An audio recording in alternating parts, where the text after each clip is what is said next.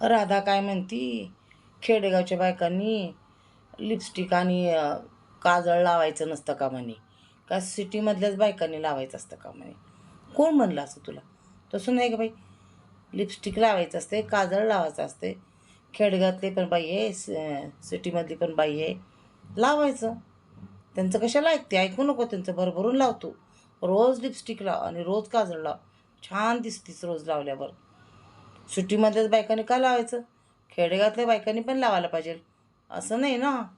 कोण सांगितलं तुला असं? कुठं लिहिलं आहे असं खेडेगावातल्या बायकांनी लावायचं नाही?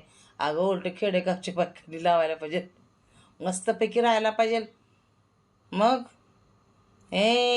राधा, हे राधा, राधा इज बँड काय म्हणते की तिला, band is band, Radha is band. तुझं बँड आहे बँड.